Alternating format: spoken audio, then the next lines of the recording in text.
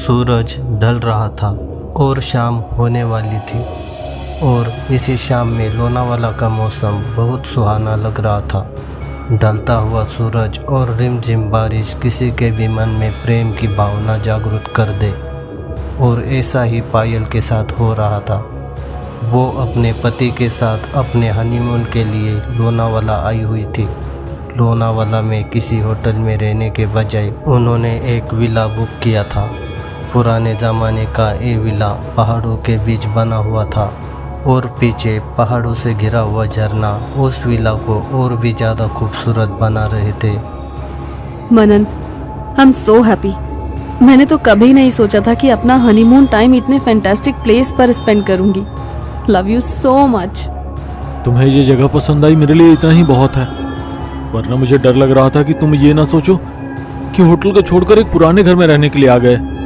ऐसा बोलते हुए उसने पायल को अपने बाहों में ले लिया। उस विला के केयर टेकर ने उनके लिए डिनर तैयार किया और दोनों डिनर करके वापस अपने रूम में आ गए। नए शादी के खुमारी में वो दोनों देर रात तक जागते रहे। तभी आधी रात विले में अंधेरा हो गया। राहुल ने अपने मोबाइल की लाइट ऑन की और केयर टेकर को फ़ोन किया। सर, 2 मिनट दीजिए, जनरेटर ऑन करके आता हूँ। बारिश के मौसम में कई बार हवा पानी के कारण लाइट चली जाती है।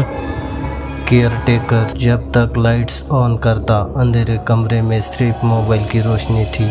उस मोबाइल की रोशनी में उन दोनों को दीवार पर एक साया नजर आया जिसके सर पर 2 सींग थे। उसे देखकर पायल चीखने लगी। राहुल भी थोड़ा सा डर गया, मगर जैसे ही लाइट आई वहाँ पर कोई भी साया नहीं था। उसने तुरंत केयर टेकर को बुलाकर उस साये के बारे में बात की तो केयर टेकर हंसते हुए बोला, सर, कमरे में केवल मोबाइल की रोशनी थी। हो सकता है किसी चीज की परछाई हो और आपको गलतफहमी हो रही होगी। अपना ध्यान रखिएगा। इतना कहकर वो केयर टेकर वहाँ से चला गया, लेकिन पायल को अभी भी उसकी बातों पर विश्वास नहीं था। तुमने भी देखा था ना उस साये को? वो किसी की परछाई नहीं हो सकती।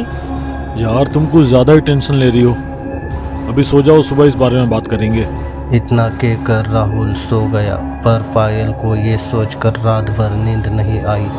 अगली सुबह वो अपने बालकनी में खड़े होकर उगते हुए सूरज का नज़ारा देख रही थी। तभी उसकी नज़र बगीचे पर गई। वहाँ पर एक काली बिल्ली मरी हुई थी। उसने तभी जाकर राहुल को उठाया और उसे काली बिल्ली के बारे में बताने लगी। बगीचे में काली बिल्ली मरी हुई पड़ी है। इस तरह बिल्ली का मरना बहुत अपशगुन होता है। उसकी बात सुनकर राहुल तुरंत बिस्तर से उठा और बालकनी से बगीचे की ओर देखने लगा, मगर वहाँ कोई बिल्ली नहीं थी।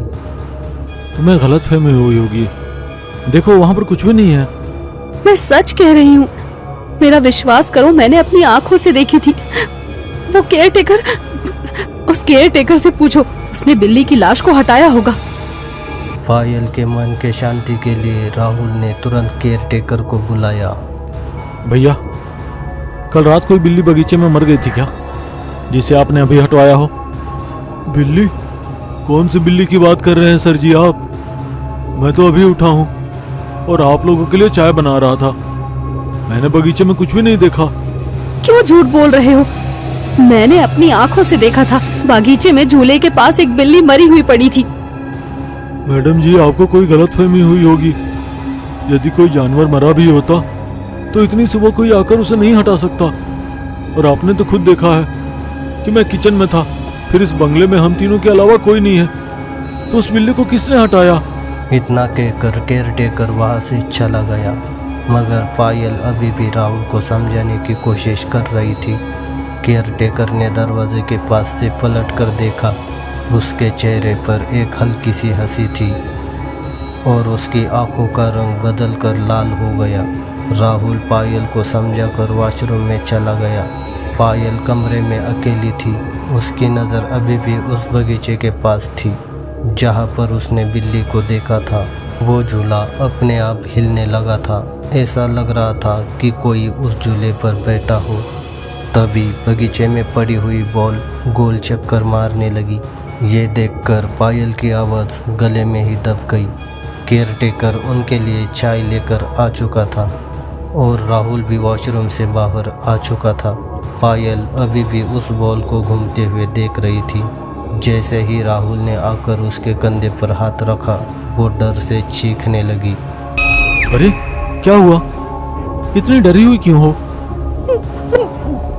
वो झूला और वो गेंद देखो, खुद ब खुद अपनी जगह से मूव कर रहे हैं। पायल की बात सुनकर राहुल ने झूले की ओर देखा तो झूला रुका हुआ था और बगीचे में कोई भी बॉल नहीं थी।